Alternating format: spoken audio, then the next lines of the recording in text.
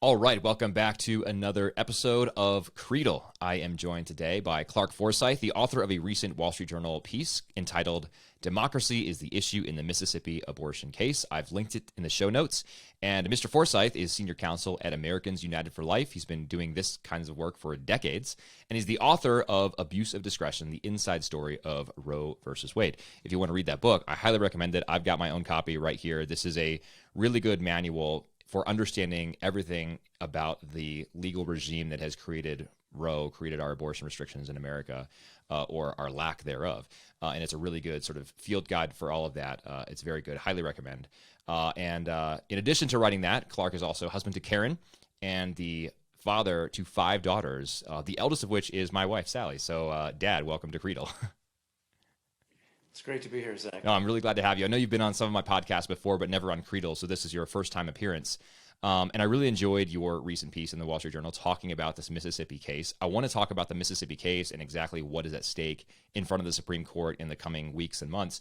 But maybe before we do that, if we could talk about some of the things that you explain in depth in your book. So I, again, will refer listeners and viewers to the book if they want a really in-depth, holistic survey of everything we're talking about here. But maybe let's just step back a little bit. Talk to me about sort of the regime, the legal regime that has codified our abortion restrictions or lack thereof in the United States, starting with Roe v. Wade. I know Doe v. Bolton, Casey v. Planned Parenthood, Griswold v. Connecticut. I mean, those are some of the big ones. Obviously, you're the legal expert here. So talk to me about a little bit of the background here and how we got to where we are today.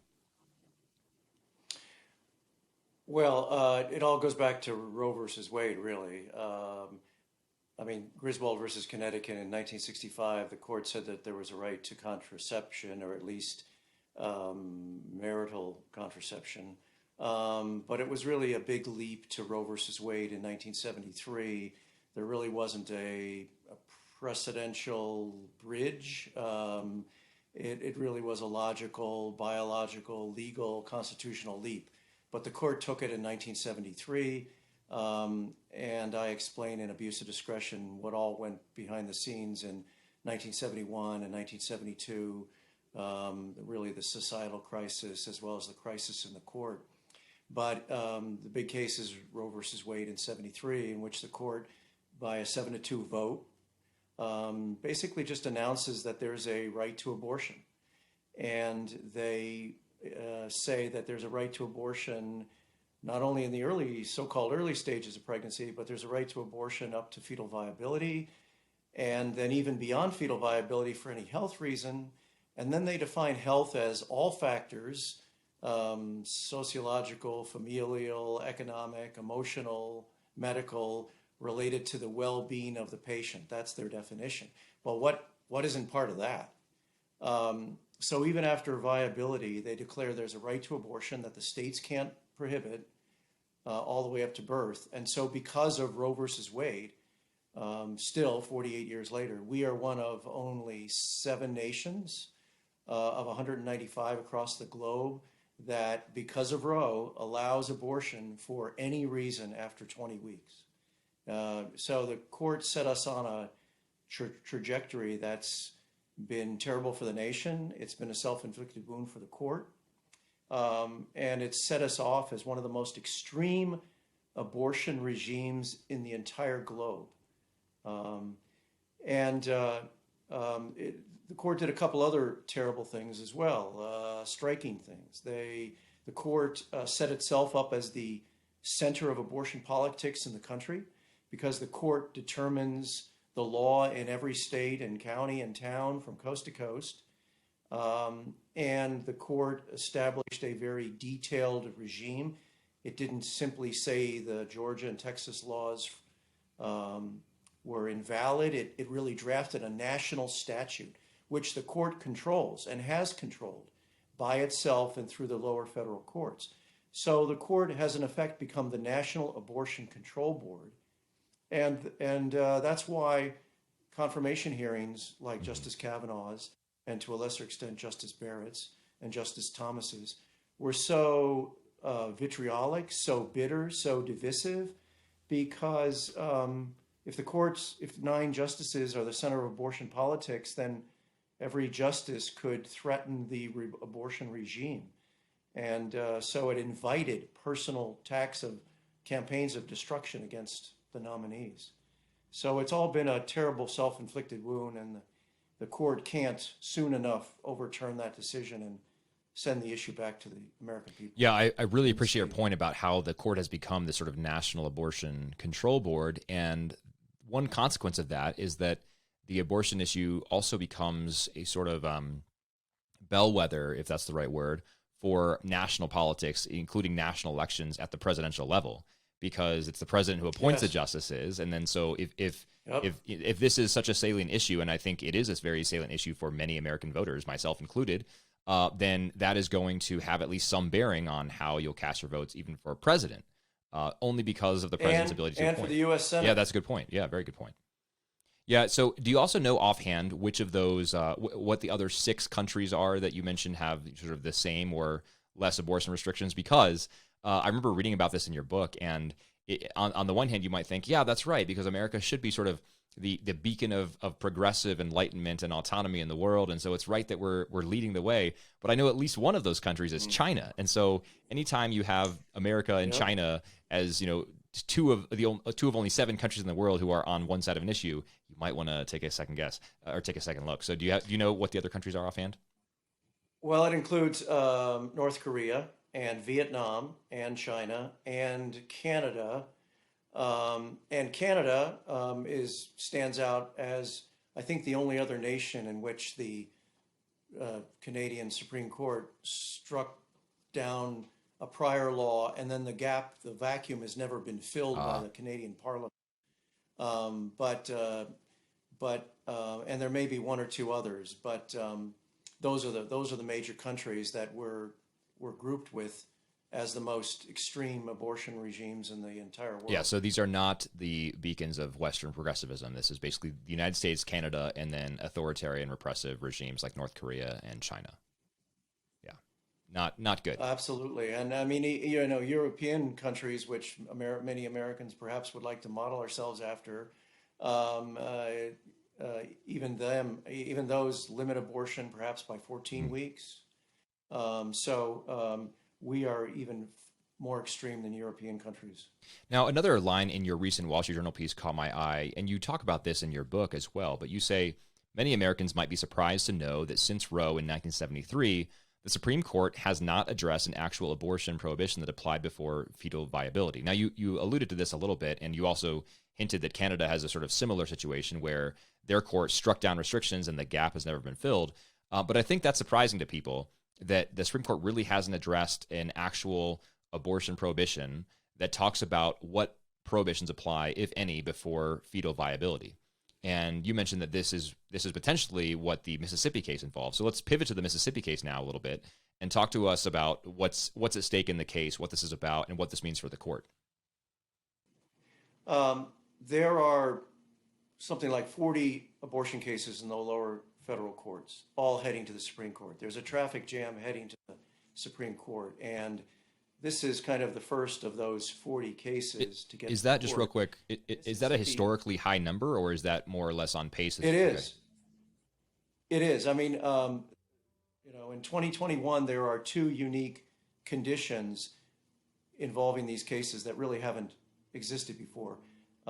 First, a 6-member so-called conservative majority. At least I would call them an abortion skeptical majority. First time 6 justices could be described as that since 1973.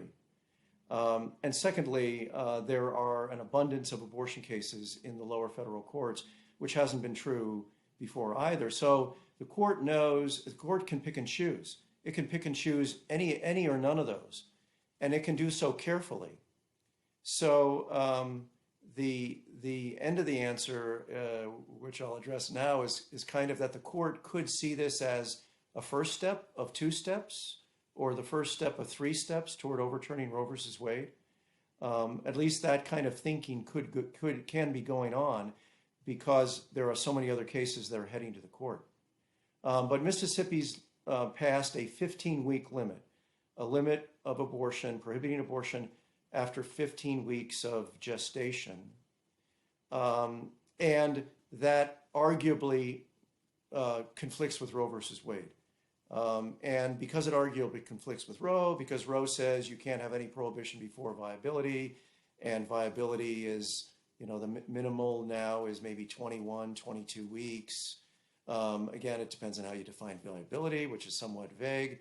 But I think Mississippi may have even admitted this is before viability.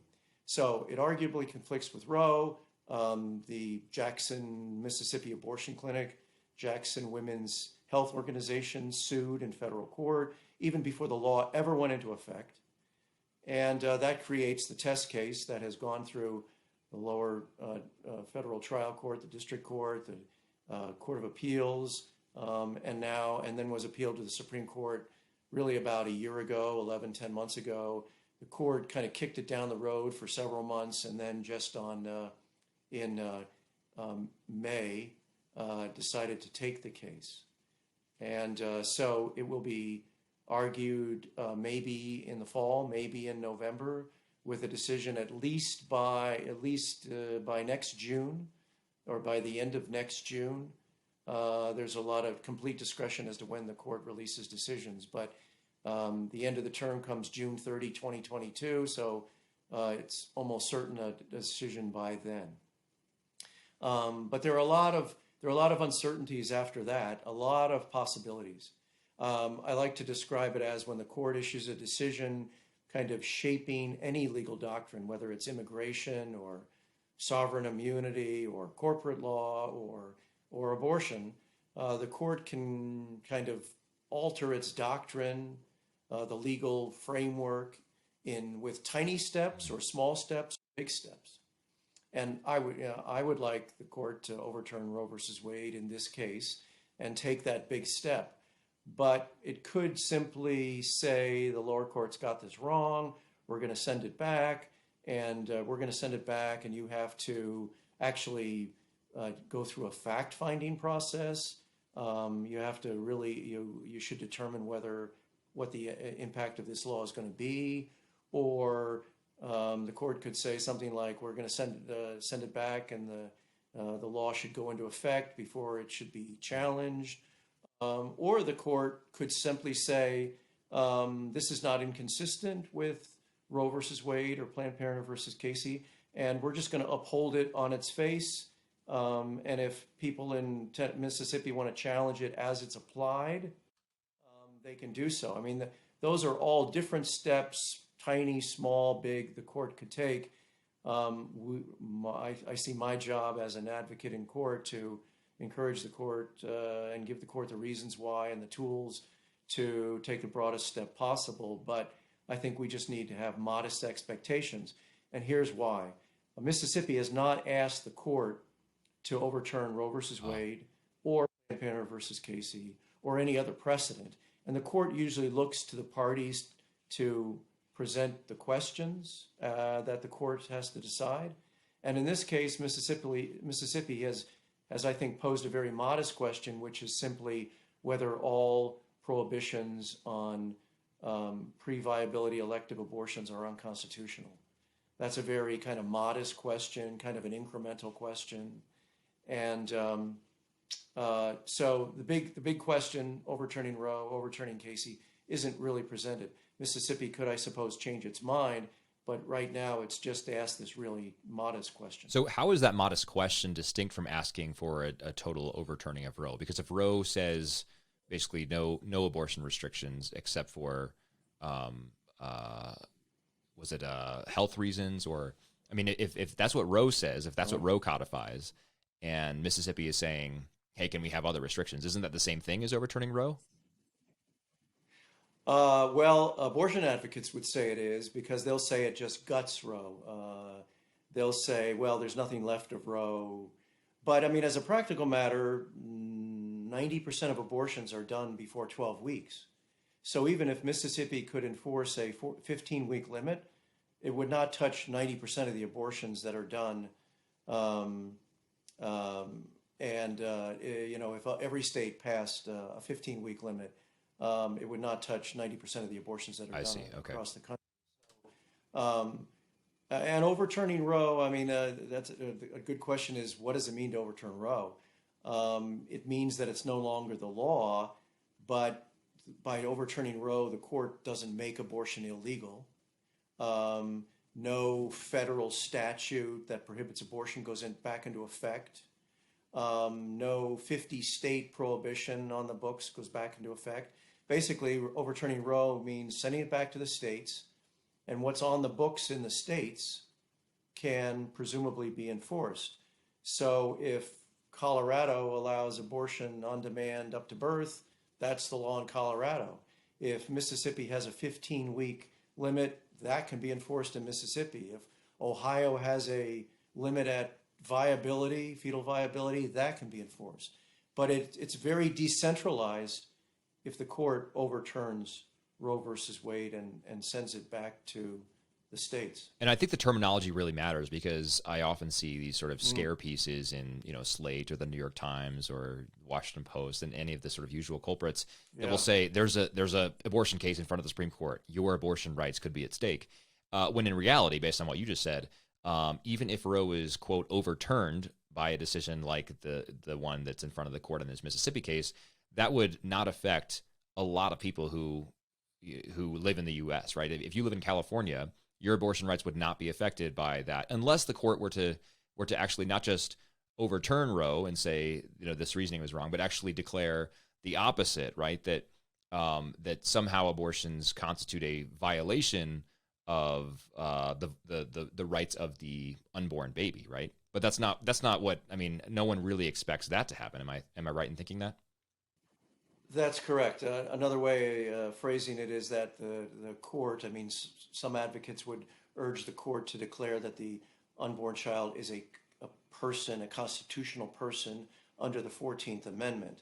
But if pro-life advocates want constitutional protection for the unborn, I think they're going to have to pass a new amendment, because nothing in the 14th Amendment mentions abortion, unborn child, prenatal human being, anything like that. And with these justices having lived through the last 48 years and seen what it's meant for the court to be the center of abortion politics, declaring constitutional personhood would maintain the court as the center of abortion politics in the country. And it would, in effect, the court would be asked to decide not whether abortion laws are too strict, as they do now, but whether abortion laws are too loose in allowing abortion. So in one fell swoop, the court would move from deciding whether abortion laws are too strict on access to abortion to deciding whether abortion laws are too loose in allowing any abortion, virtually. It would maintain the court as the center of abortion politics in the country, and I'm certain that even the justices in the current so-called conservative majority believe that the court should decentralize the issue and return it to the states, because it was a state issue for 200 years before Roe versus Wade. Well, that, and there's also the startling differences in judicial philosophy, right? It may be the case that conservative justices are opposed to abortion, but it's also the case that the conservative justices in general take a conservative jurisprudential view that views decentralization and sort of the state legislatures deciding things as the optimum way to go forward. So, that makes sense. Yeah, in a sense that abortion was always a state issue, and nothing in the Constitution takes it away from the states. Nothing in the 14th Amendment, nothing in the Reconstruction Amendments takes it away from the states. So it always was a state issue. It is a state issue until the American people pass a constitutional amendment to the contrary. So to answer your question, I think there is almost nobody who expects the court to declare constitutional personhood, especially in this case. Yeah, in a way, as much as I hate abortion, I wonder if it's better long-term for the prospects of that if the court doesn't, because what I'd be afraid of if the court were to do that, if they had probably a 5-justice majority, because I don't think Roberts would go along with that sweeping reversal. But so let's say a 5-justice majority declares that, then I think you'd have a lot of arguments for court packing on the other side of the aisle. You'd see a court filled up with justices who are opposed to, who are supporters of abortion, and you'd see a reversal, and it would just stay in the hands of the courts. Whereas if it gets handed back to the states, then you're relying on state legislatures to enact policies. And as you pointed out in your Wall Street Journal article and in chapter 10 of your book, which again, I'll hold up for the camera here, Abuse of Discretion, the Inside Story of Roe versus Wade, you point out that abortion is not actually a popular thing. I think in some cases, abortion advocates are afraid of this getting taken from the hands of the courts because they know that at the popular level, it's not a winning issue. I mean, most people are opposed to abortion. And in fact, I mean, the vast majority are opposed. I mean, I've seen studies even where people acknowledge, I personally am opposed to abortion. I just support it for other people if that's what they want to do. But abortion in and of itself is not a popular winning issue for pro-abortion advocates. So I think they're afraid of it going back to the states. But I wanted to ask you about some of the studies you cite in your Wall Street Journal piece and in your book that explain this is really not as polarizing as people make it out to be. This is not a 50-50 argument. This is a sort of minority of the country wanting to voice their views on abortion on a pretty large majority. Yes, and a minority, and a very small minority. In fact, polling shows that no more than 7 to 10% of Americans want abortion on demand throughout pregnancy. So when the court issued Roe versus Wade, reaffirmed it in 1992 in Planned Parenthood versus Casey, and has imposed it on the country, it has sided with 7 to 10% of Americans. So the court is wildly out of sync with American public opinion. I cited Gallup polls, Marist polls, but there are polls a couple of decades that show that a supermajority of Americans, up more than 60% of Americans, really think abortion should be illegal after the first trimester, the first 12 weeks of pregnancy. And obviously that's not my position, but I'm just trying to recognize where public opinion is, and I wanted to present a realistic picture of where public opinion is. Because as you said, online there's a lot of screaming and screeds about, this is going to mean abortion is illegal everywhere, and so forth. But if the court upheld this 15-week limit, upwards of 60 to 70 Americans would say, yeah, I agree with that. So what you're saying is the American people have a filibuster-proof majority in favor of restricting abortions beyond 12 weeks.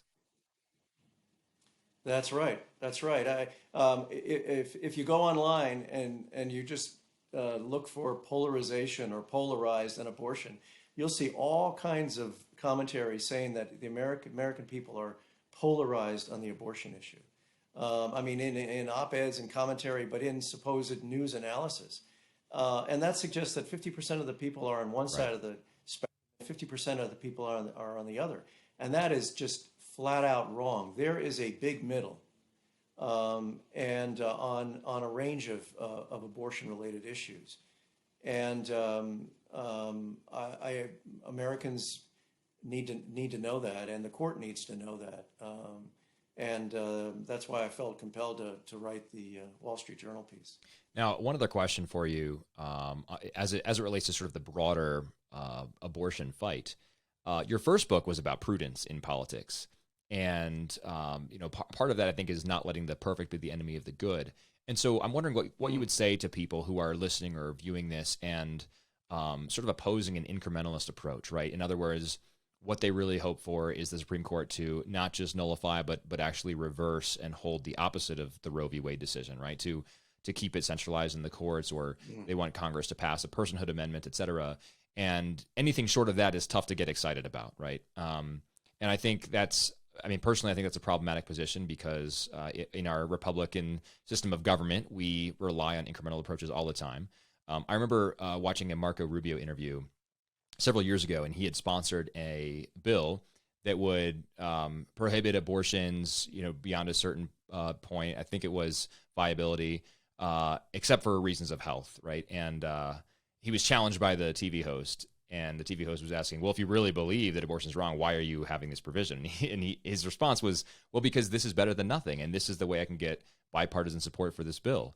The bill, I think, died in committee, but the point was, Marco Rubio had a very incrementalist approach that was sort of opening up to attacks from both sides, right? People who were saying that was not conservative enough, and people who were saying, well, you're just a hypocrite because I'm progressive and you're saying that you're going to agree with me on this one point, so you're not really an in a way, it's sort of a no true Scotsman fallacy, I guess. But what would you say about sort of the incrementalist approach and thinking about all of these things? Well, I don't worship incrementalism. I'm not an incrementalist in the sense that incrementalists suggest step-by-step approach. An increment is a step. And an incrementalist approach means you take a kind of a step-by-step approach. But prudence is the cardinal virtue. It's the preeminent of the cardinal virtues. Not justice, not courage, not temperance. Prudence is the preeminent of the cardinal virtues, which means from a Thomistic perspective that it determines in any particular situation what's courageous, what's temperate, what's just. And so prudence should guide our steps.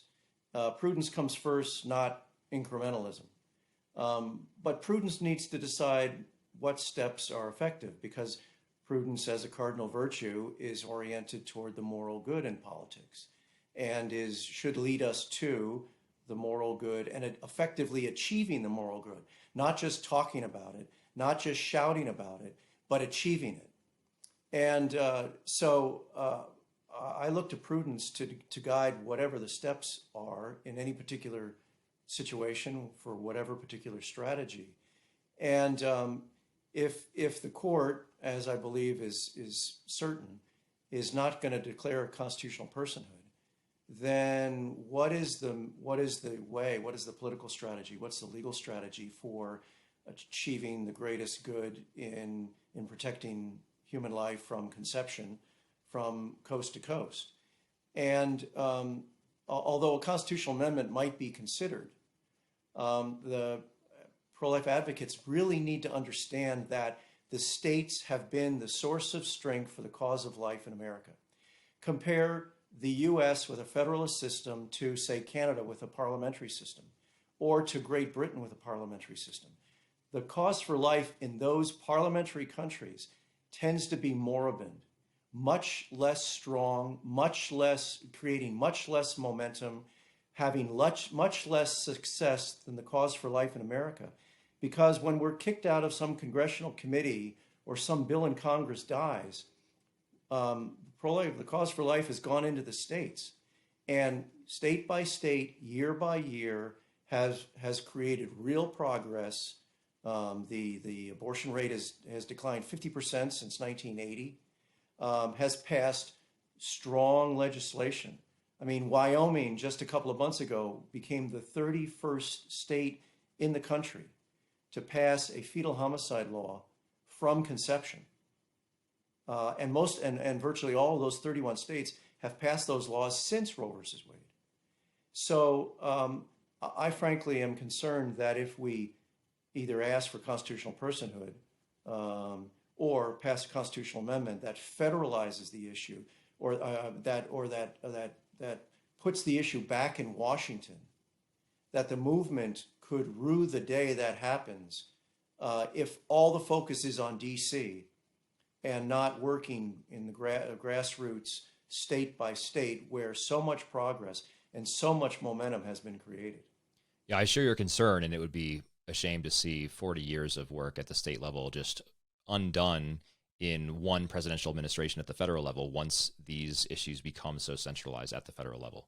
So, yes. But I also will say that, I mean, we have people like you to thank for all the progress that's been made at the state level, Dad. So thanks for your work for the pro-life movement over the years and for all the work that Americans United for Life has done. It's a real inspiration, and I want people who are watching this or listening to this to pray for this cause and to join you with their prayers in support of the things that you and your team are working for in the broader pro-life movement. So maybe kind of a combined final question here. As we look to the Mississippi case, given your years of experience litigating these types of things, I know you've argued for the Supreme Court cases before. What do you think is going to be the outcome of the Mississippi case? And then, over the next year, what should people be praying for and sort of thinking about and educating themselves on to understand more about what's going on and to support the movement? Well, again, the court could take many steps. I hope at the least that the court will uphold the 15-week law and allow it to go into effect. I think there would be broad majority support for that. And and then turn its attention to the next abortion case. I hope that court will take up a case in 2023 and hopefully overturn Roe in that case if it doesn't do it in Dobbs. But I think going forward, I really do recommend my book, Abuse of Discretion, The Inside Story of Roe versus Wade, because it just sets out in a very readable, kind of non-legal, more political vein, historical vein, how we got into this problem, how the Supreme Court went off the rails in Roe versus Wade, why it set off in such a disastrous path to declare a broad right to abortion, and how it's been a self-inflicted wound for the court and disastrous for the nation. It explains why we're here, where we are today, and also suggests what it's going to take to overturn Roe versus Wade. See, I mean, people have to understand that Roe versus Wade has been a huge obstacle. If Roe versus Wade is overturned, the Supreme Court gets out of the way, the federal courts get out of the way, and it's truly a state issue, and the limits are off what the state can do, they can pass protective legislation. And I think that if in the competition of ideas in the states, and when you can compare what a pro-life state can do versus a pro-abortion state like New York State or California, I think the pro-life movement wins. That makes sense. Okay, well, we'll pray to that end. We'll be watching the progress of the Mississippi bill. And thanks again for all your work, Dad. Thanks for joining an episode of Creedle. Thanks, Zach. God bless you. And to my listeners and viewers, I will once again put in a plug for Abuse of Discretion. As Dad was just telling you, it's a really good historical lens for a non-lawyer to read. So this is not full of jargon. It's really helpful. I'm linking that in the show notes if you want to take a look at that. And continue to pray for these efforts by people like Dad and his colleagues as they try to advance the cause of life at the state and the federal level. It's a really important fight, obviously, and not just in our country, but around the world. I mean, it's, as Dad was pointing out, it's one of the worst places in our country for the fight, but the fight goes on. So thanks for your prayers, and Dad, thanks for your work. Thank you once again, and to everyone else. Thanks, Zach. God bless you. God bless you.